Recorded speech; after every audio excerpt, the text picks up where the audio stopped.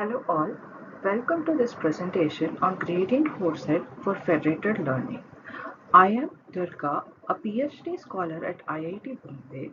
This work was done in collaboration with Lokesh, Rishabh Iyer and Ganesh Ramakrishnan. A standard federated learning setup can be described in following three steps. Initially, the server broadcasts the current model parameters to all the clients. Client then, with the data available at its end, would update these model parameters using the training data at its end. Finally, the updated model is broadcast back to the server, which is updated using typically taking an average of all the model parameters across these client models. Because of lack of standardization among the client data, the model that is often obtained by simple averaging of models returned by the clients is not very useful. This can be seen in a setting where there is label noise. The red line in the graph marks so obtained model, which is commonly known as federated averaging. When label noise means where some percentage of points are wrongly marked to be belonging to some other class.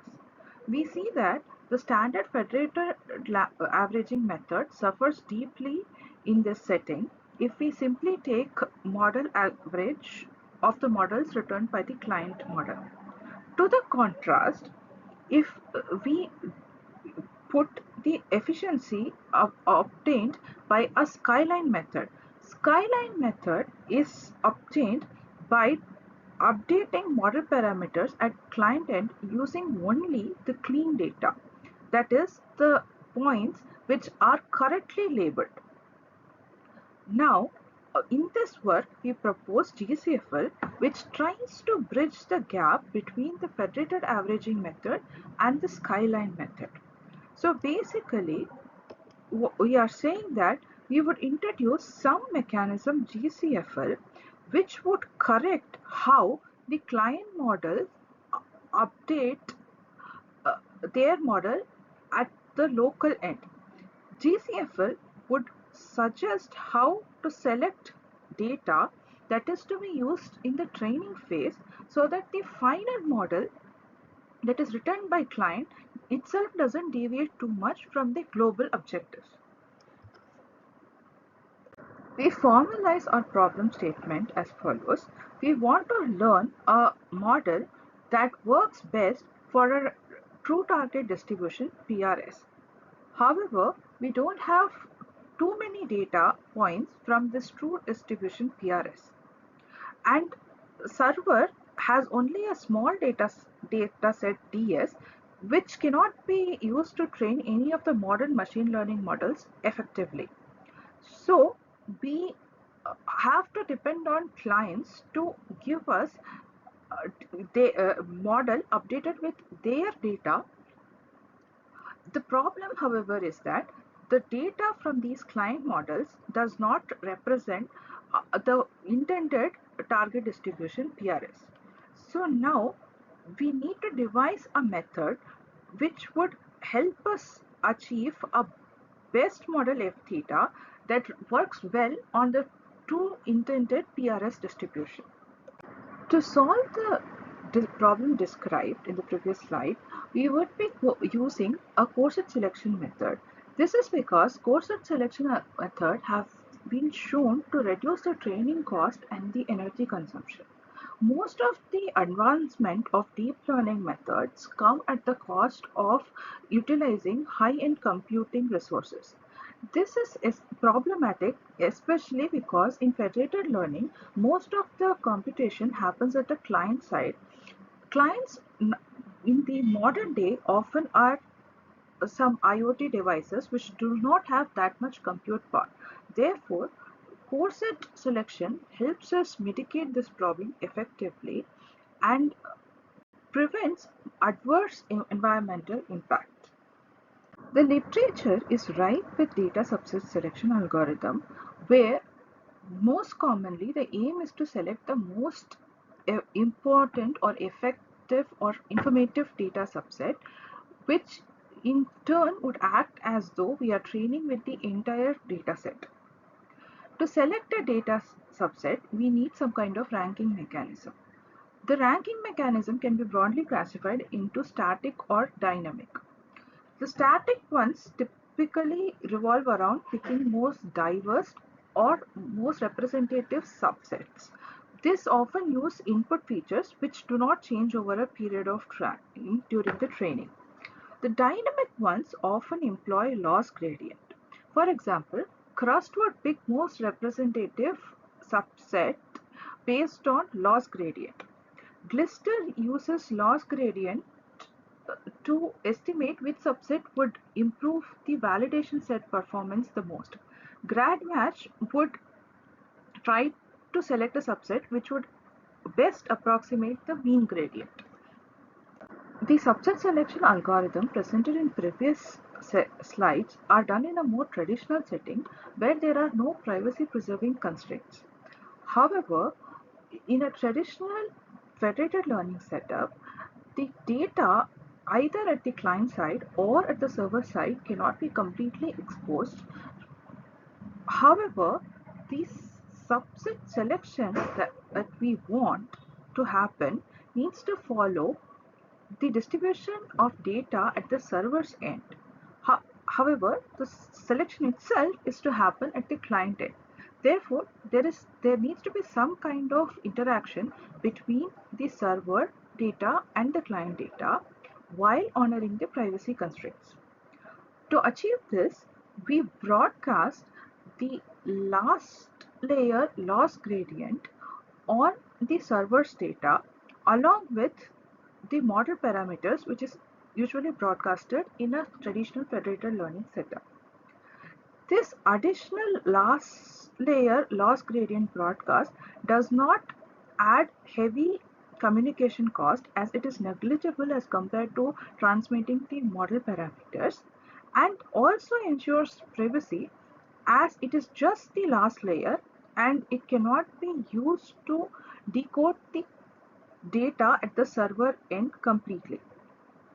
With this guidance, now we select the Coreset at the client end and send back the models updated using just the Coreset, and therefore the models do not deviate too much from the server data and we achieve a good model performance. As mentioned in the previous slide, each client receives the loss gradient associated with the loss LS, which is basically mean loss of each of the points at the server's end. Now, upon receiving this LS loss gradient, we want to pick a subset which approximates this loss gradient to its best ability, which is indicated in the optimization problem represented in this slide. The solution to the optimization problem presented in the previous slide may seem difficult as it has a combinatorial aspect to it. Fortunately, the optimization problem is weakly submodular and therefore we can use greedy algorithm with good approximation guarantee.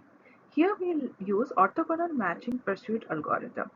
We start off with the loss gradient of the server which was broadcasted to each of the client and set this as R or R residue.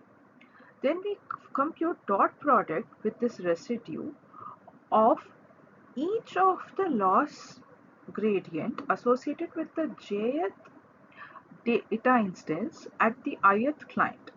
At each client, we select that jth instance which has maximum dot product and add it to the subset xit. We solve a linear regression problem to find the W for each of the point in the current xit.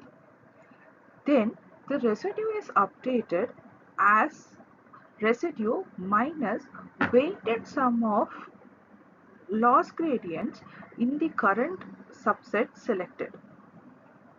We repeat the steps with the updated R until the residue is reduced to epsilon or we have exhausted our budget.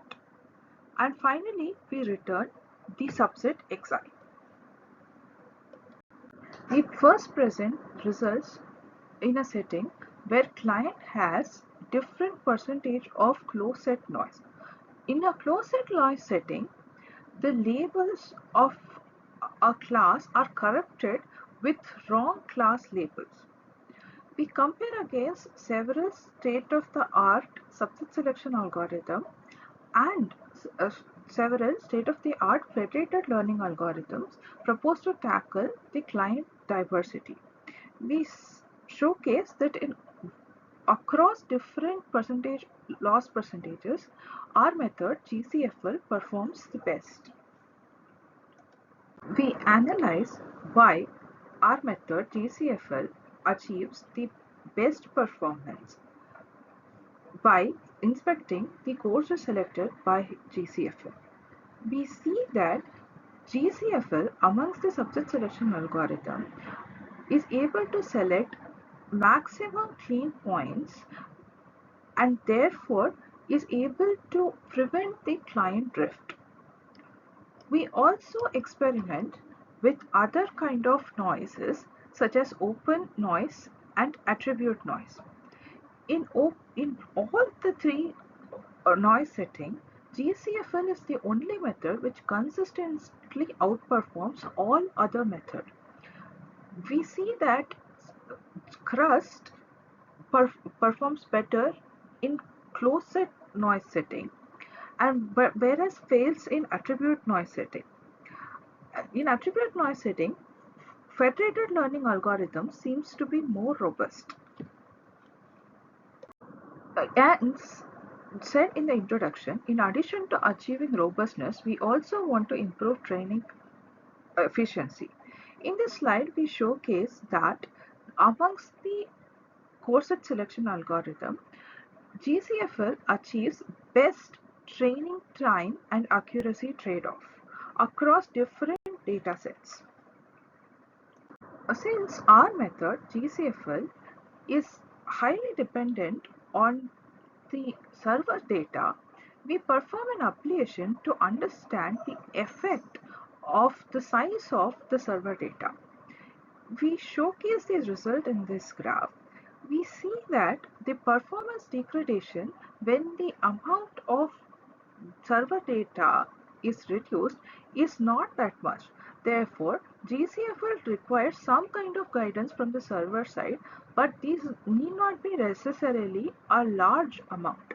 Therefore, this is very scalable even in low label data setting at the server side. Finally, we also perform an ablation on client participation where we vary the number of clients and also the percentage of clients participating at any given communication round. We find that here again amongst all the state-of-the-art method, GCFL gets the best performance. In conclusion, we have developed a gradient matching optimization algorithm for data efficient and robust training for federated learning systems where privacy constraints are of paramount importance. We showcase that this algorithm achieves best trade-off between accuracy and efficiency while effectively mitigating adverse impact of noise. Thank you.